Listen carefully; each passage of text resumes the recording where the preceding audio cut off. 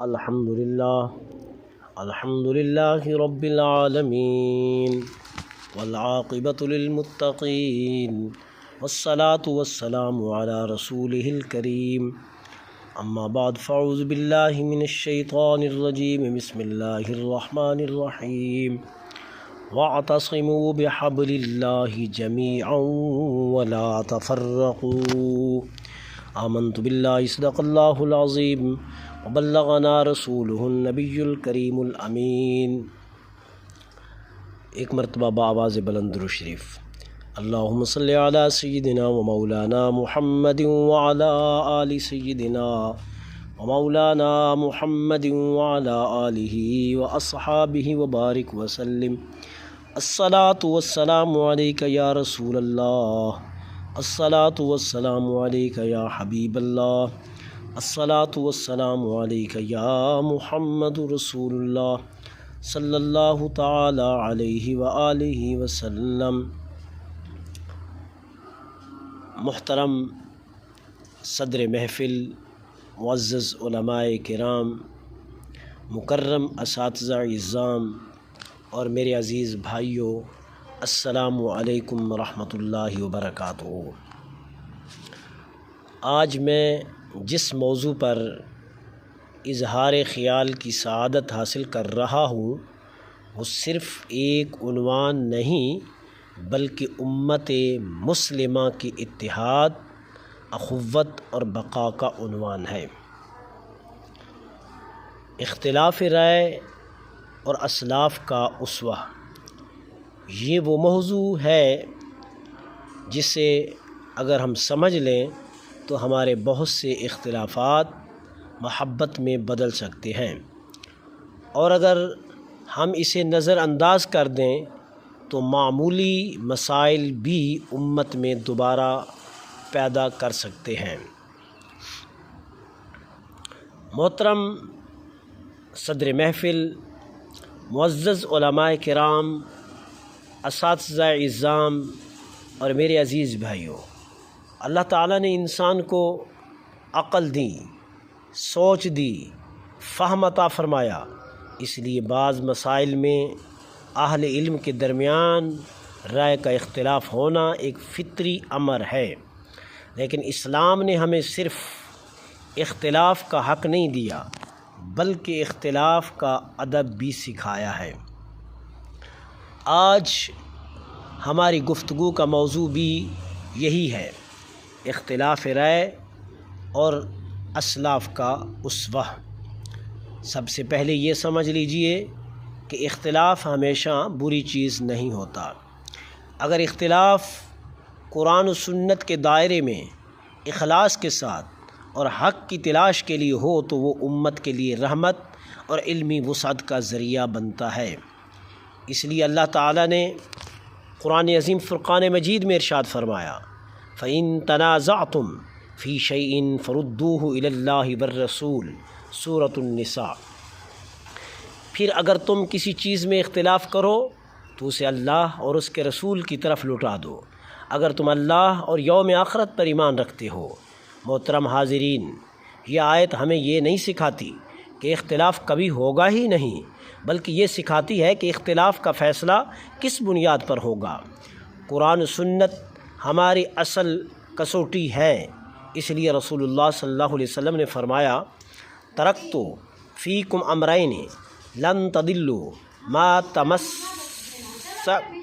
تمسکتم بہما، کتاب اللہ و سنت نبیہ صلی اللہ علیہ وسلم۔ میں تم میں دو چیزیں چھوڑ کر جا رہا ہوں، جب تک انہیں مضبوطی سے تھامے رکھو گے ہرگز گمراہ نہیں ہوگے، اللہ کی کتاب اور اس کے نبی اکرم صلی اللہ علیہ وسلم کی سنت۔ میرے بزرگوں، یہ بھی یاد رکھیں کہ اختلاف کی دو قسمیں ہیں۔ پہلی قسم اختلاف تضاد، یہ وہ اختلاف ہے جس میں ایک بات حق اور دوسری باطل ہوتی ہے، جسے توحید اور شرک کے، سنت اور بدعت سیاہ، حلال اور حرام۔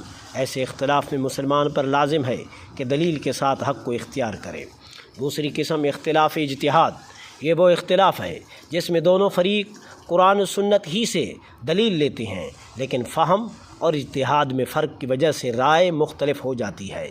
یہ اختلاف صحابہ کرام رضوان اللہ تعالیٰ علیہم اجمعین کے درمیان بھی ہوا، یہی تابعین میں بھی ہوا، اور یہی ائمہ مجتہدین کے درمیان بھی ہوا، لیکن ان کے دل کبھی جدا نہیں ہوئے، ان کی زبانیں کبھی گندی نہیں ہوئی، انہوں نے ایک دوسرے کی نیت پر حملہ نہیں کیا، بلکہ انہوں نے اختلاف کو بھی عبادت بنا دیا، کیونکہ ان کا مقصد اپنی رائے کو جتوانا نہیں بلکہ حق تک پہنچنا تھا۔ حضرت عبداللہ بن مسعود رضی اللہ تعالیٰ عنہ کا یہ قول ہمارے لیے مشغل راہ ہے۔ الاختلاف شر، ترجمہ وہ اختلاف جو دلوں میں نفرت اور امت میں تفرقہ پیدا کر دے وہ شر ہے۔ اس لیے علماء کرام نے فرمایا اختلاف رائے اور اختلاف دل میں بہت فرق ہے۔ رائے مختلف ہو سکتی ہے لیکن دل ایک رہنے چاہیے، فقہ مختلف ہو سکتی ہے لیکن عقیدہ اخوت باقی رہنا چاہیے، طریقہ استدلال مختلف ہو سکتا ہے لیکن احترام مسلمان ختم نہیں ہونا چاہیے۔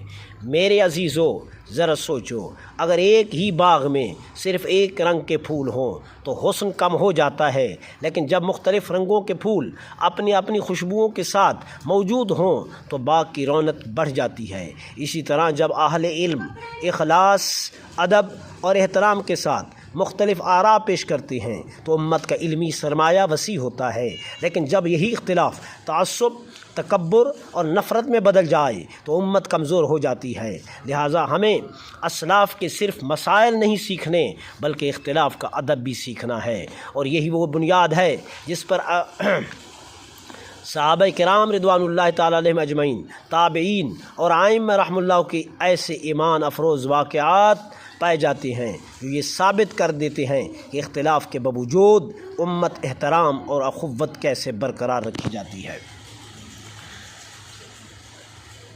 محترم صدر محفل، معزز علماء کرام، مکرم اساتذہ اعظام اور میرے عزیز دوستو، اب سوال یہ پیدا ہوتا ہے کہ جب اختلاف ہو جائے تو ہمارا طرز عمل کیا ہونا چاہیے؟ اس سوال کا سب سے خوبصورت جواب ہمیں صحابہ کرام رضوان اللہ تعالیٰ علیہم اجمعین اور اسلاف امت کی مقدس کی زندگیوں سے ملتا ہے۔ یہ وہ مقدس جماعت تھی جس کی تربیت خود رحمت للعالمین نے فرمائی تھی۔ ان کے درمیان اختلاف ہوا لیکن وہ اختلاف نفرت کا نہیں تھا، وہ اختلاف انا کا نہیں تھا، وہ اختلاف اقتدار کا نہیں تھا، بلکہ وہ اختلاف حق کی تلاش کا تھا۔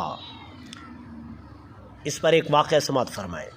غزوہ بنو قریظہ کے موقع پر رسول اللہ صلی اللہ علیہ وسلم نے فرمایا لا یصلین احدکم العصر الا فی بنی قریظہ، صحیح البخاری۔ ترجمہ تم میں سے کوئی شخص عصر کی نماز بنو قریظہ پہنچنے سے پہلے نہ پڑھے۔ راستے میں عصر کا وقت ختم ہونے لگا۔ ایک جماعت نے عرض کیا حضور صلی اللہ علیہ وسلم کا مقصد جلدی پہنچانا تھا، اس لیے نماز وقت کے اندر پڑھ لیتے ہیں۔ دوسری جماعت نے کہا ہم الفاظ نبوی پر عمل کریں گے اور بنو قریظہ پہنچ کر ہی نماز ادا کریں گے۔ جب یہ معاملہ بارگاہ رسالت میں پیش ہوا تو آپ نے دونوں جماعتوں کو ملامت نہیں فرمایا۔ اللہ اکبر! یہ تھا اختلاف مگر محبت بھی قائم رہی، یہ تھا اجتہاد مگر احترام بھی برقرار رہا۔ اس پر میں آپ کو ایک دوسرا واقعہ سناتا ہوں۔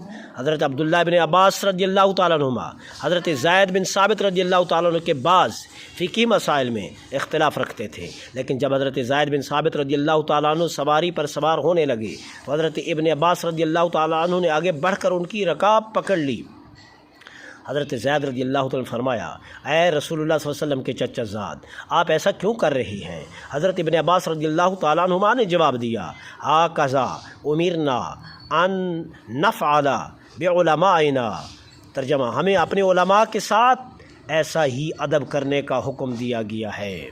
دیکھیے، اختلاف اپنی جگہ لیکن ادب اپنی جگہ، رائے اپنی جگہ لیکن احترام اپنی جگہ، ائمہ اربعہ کا سنہری کردار۔ آئیے ذرا سنیے، حضرت امام اعظم ابو حنیفہ رحمۃ اللہ تعالیٰ علیہ کا نام کون نہیں جانتا، لیکن آپ کا اخلاق اس سے بھی زیادہ عظیم تھا۔ آپ فرمایا کرتے تھے اذا صح الحدیث فهو مذہبی، جب صحیح حدیث مل جائے تو وہ میرا مذہب ہے۔ گویا کہ امام اعظم ہمیں یہ سبق دے رہے ہیں کہ شخصیت نہیں دلیل بڑی ہوتی ہے۔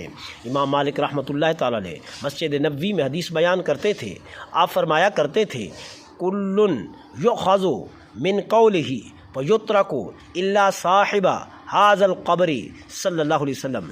ये फरमाते हुए रसूलुल्लाह सल्लल्लाहु अलैहि वसल्लम के रोज़े अनवर की तरफ इशारा फरमाते कि हर शख्स की बात कबूल भी की जा सकती है और रद्द भी, सिवाय इस हस्ती के जो इस मुबारक क़ब्र में आराम फरमा है। क्या अज़ीम सबक है। इमाम का एहतराम ज़रूर, लेकिन रसूलुल्लाह सल्लल्लाहु अलैहि वसल्लम की सुन्नत सबसे मुक़द्दम। इमाम शाफ़ी रहमतुल्लाह ताला अलैह फरमाते हैं, राई सवाबुन यहतमिलुल ख़ता व राई गैरी ख़ता यहतमिलुस सवाब। मेरी राय दुरुस्त है मगर इसमें गलती का इम्कान मौजूद है, दूसरे की राय बज़ाहिर गलत है मगर उसमें दुरुस्त होने का इम्कान भी हो सकता है। काश ये एक जुमला हर मुसलमान याद कर ले तो शायद आधे से ज़्यादा इख्तिलाफ़ ख़त्म हो जाएँ। इमाम अहमद बिन हम्बल रहमतुल्लाह इमाम अहमद बिन हम्बल रोज़ाना इमाम शाफ़ी रहमतुल्लाह ताला अलैह के लिए दुआ फरमाया करते थे। किसी ने पूछा आप इनके लिए इतनी दुआएं क्यों करते हैं? फरमाया मा सल्लैतु मुंज़ 40 सनतन इल्ला व अना अदउ लिश्शाफ़िई। फरमाते 40 बरस से मैंने कोई नमाज ऐसी नहीं पढ़ी जिसमें मैंने इमाम शाफ़ी रहमतुल्लाह ताला अलैह की दुआ न की हो। ज़रा सोचिए, इख्तिलाफ़ भी है लेकिन दुआ भी है, राय अलग है लेकिन मोहब्बत भी बरकरार है। ये है असलाफ़ का उसवा। आज हमारी ज़िम्मेदारी मेरे मोहतरम भाइयों, हमें इस्लाम से सिर्फ़ फ़िक़ही मसाइल नहीं सीखने बल्कि उनका अखलाक भी सीखना है, उनका तहम्मुल भी सीखना है, उनका अदब भी सीखना है, उनकी वुसात क़ल्बी भी सीखनी है। याद रखिए, इख्तिलाफ़ अगर दलील के साथ हो तो इल्म पैदा होता है, इख्तिलाफ़ अगर अदब के साथ हो तो मोहब्बत पैदा होती है, अगर इख्तिलाफ़ तासुब के साथ हो तो उम्मत को तक़सीम कर देता है।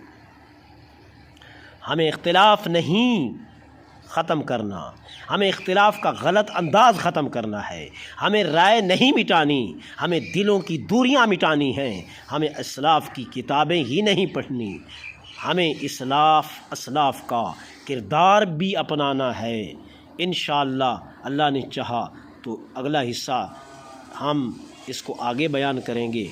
अल्लाह हमें सच समझने की तौफ़ीक़ अता फ़रमाए। वमा अलैया इल्लल बलाग़।